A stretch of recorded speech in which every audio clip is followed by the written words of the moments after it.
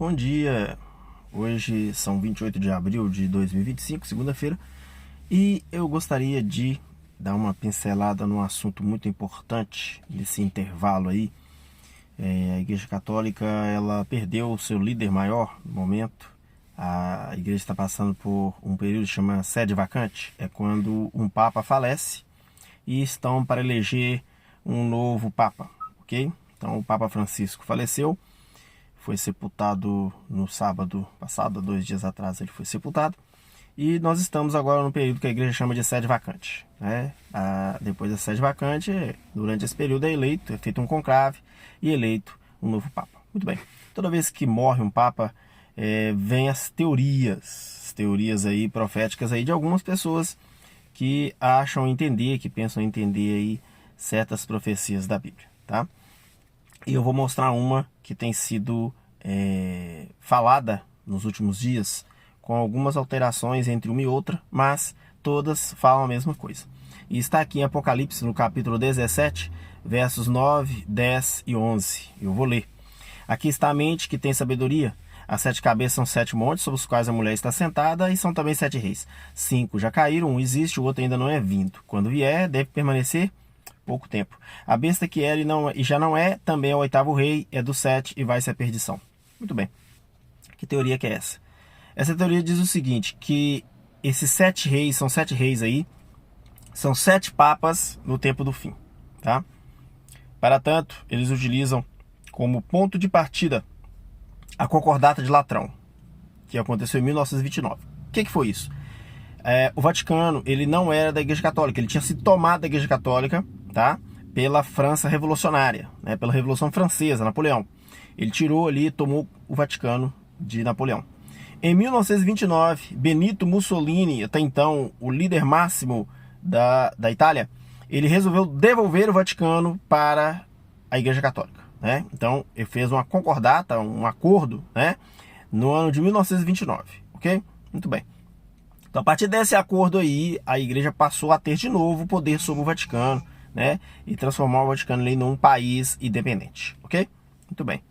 Então, a partir dali, alguns estão contando essa profecia aí, 7 reis, tá? Essa profecia dos 7 reis. E dizem que esses 7 reis são 7 papas do tempo do fim.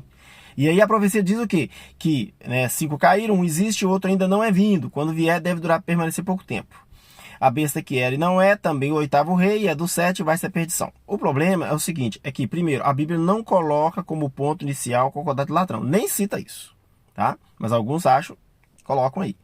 Então, qual tem sido essa interpretação? Eu vou mostrar a vocês uma dessas interpretações. Eu vou voltar aqui no meu telefone aqui. Isso aqui é um livro, tá, gente? Esse é um livro. Se chama Revelação de Apocalipse, de um pastor, ok? E aqui, ó, ele está falando aí essa teoria dele, e colocando os papas aí. Então, olha só, a Concordata de Latrão foi assinada com o Pio XI, ok? Então, de lá para cá, ele foi contando aí esses reis, né? Esses papas. Pio XI, o primeiro, Pio XII, o segundo, João XXIII, o terceiro, Paulo VI, o quarto, João Paulo I, o quinto, João Paulo II, o sexto, Bento XVI, o sétimo, tá? Agora, olha para vocês verem. Primeiro, quando esse livro foi escrito, era o Papa que estava no poder, era o Bento XVI, tá? Era o Bento XVI que estava no poder. Tanto é que ele colocou lá 2005 até, ele não sabia, né? Quando ele viveu ou quando ele ia ser Papa, ok? Então aqui ele escreveu isso aí, tá? Esses sete reis aí, certo? E aí, ok, beleza. Só que olha para você ver, pela profecia, eu vou voltar na profecia para vocês verem, depois do 7º rei, né? Olha lá, um existe, outro não é vindo, quando vier tem durar. A besta que era e não é o 8º. Então depois de Bento XVI, deveriam vir o quê? A própria besta, ou o próprio anticristo, ou o próprio demônio, seja lá o que você pensar aí. O pior de tudo, né? O inimigo de Deus. Ele deveria vir no poder. E o que a gente viu? Que quem veio foi quem? Francisco. E aí? Como é que foi a profecia desse pastor? Certo? Aí sabe o que aconteceu? Quando veio Francisco, ele foi e fez uma alteração na profecia. Ele fez uma alteração na sua interpretação. Vamos ver? Olha só o que ele fala. Esse é o pastor, tá, gente? A sétima cabeça foi partilhada por 2 papas, porque o Bento XVI renunciou e o Papa Francisco passou a fazer parte da sétima cabeça. Meu querido irmão, nós estamos vivendo no cumprimento desta profecia de Apocalipse 17, verso 10. Começou a ser entendida no tempo da sexta cabeça papal, João Paulo II. 5 já tinham se passado. E agora estamos na última cabeça papal. Começou com Bento XVI, continua com o Papa Francisco, e se o Papa Francisco renunciar, vai entrar outro Papa ainda na sétima cabeça. E se o Papa Francisco não renunciar e morrer, então acaba a sétima cabeça. E então vem o 8º poder, que é o próprio Satanás personificando Cristo. A sétima... Olha só, nós temos aqui uma grave acusação, ou digamos assim, nós temos aqui uma grave, como é que falamos? Uma interpretação meio, muito de cara, Ele falou que o 8º, quem vai vir depois de Francisco é o próprio Satanás. A pergunta é a seguinte, e se não for? E se não for o próprio Satanás, como é que vai ficar essa profecia?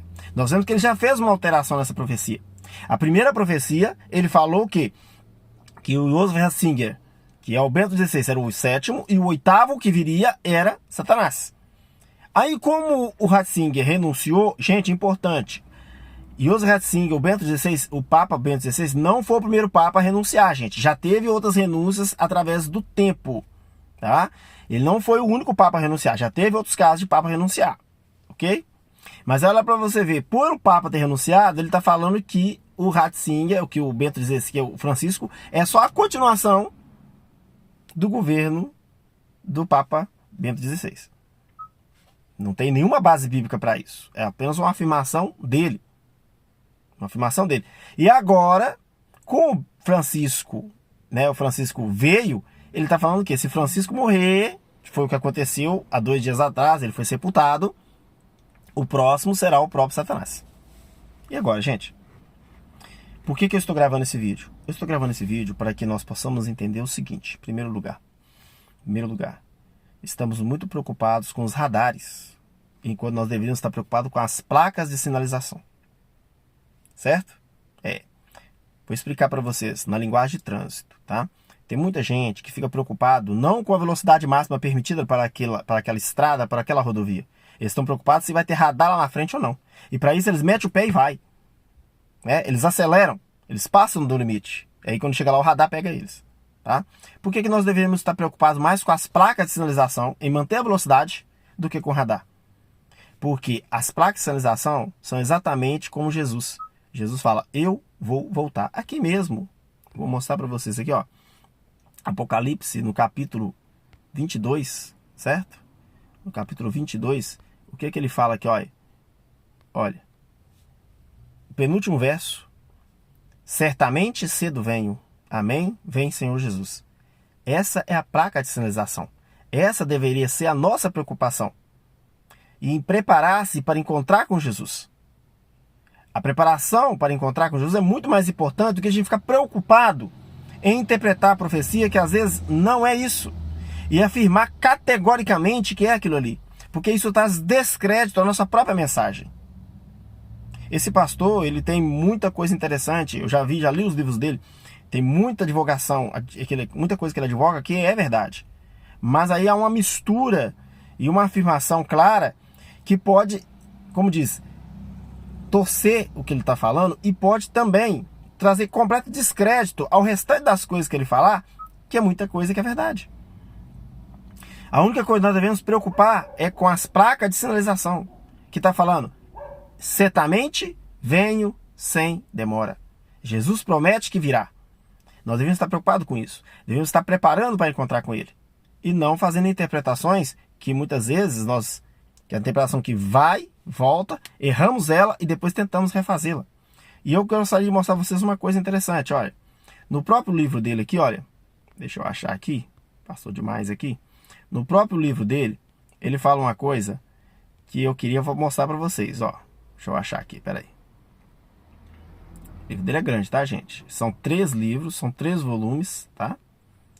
São 3 volumes. Deixa eu achá-los. que eu queria mostrar para vocês que ele fala, antes dele falar desse negócio dos reis, ele fala, eu acho assim, muito estranho para uma pessoa falar, por quê? Porque traz descrédito a próprias coisas que ele falou. Você entendeu? A verdade é essa. Traz descrédito ao que ele falou. Deixa eu achar. Deixa eu ver se é aqui. Olha, eu saí do lugar aqui, gente. Aí saí do lugar aqui sem querer, eu saí do lugar. Mas eu vou achar, peraí. Achei. Olha só.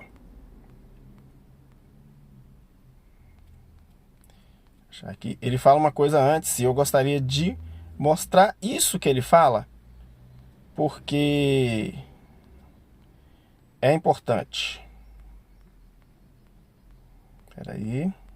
Desculpa, tá, gente? Mas não era para ter saído do lugar, mas eu toquei no lugar errado aqui. Achei. Olha só. Aqui, ó. Olha o que ele fala, olha só. Reconhecemos ser essa uma conclusão perigosa e cheia de riscos. Porém, não estamos sendo dogmáticos e temos consciência que as profecias só serão completamente entendidas depois do seu cumprimento. Se houver algum equívoco nessa interpretação, todos saberão. Então, olha só. O que está falando aqui? Lá. Se o 7º Papa Bento morrer e for escolhido mais um Papa, teremos que rever esse estudo. Ele já reveu, né? Já fez uma mudança aí, né?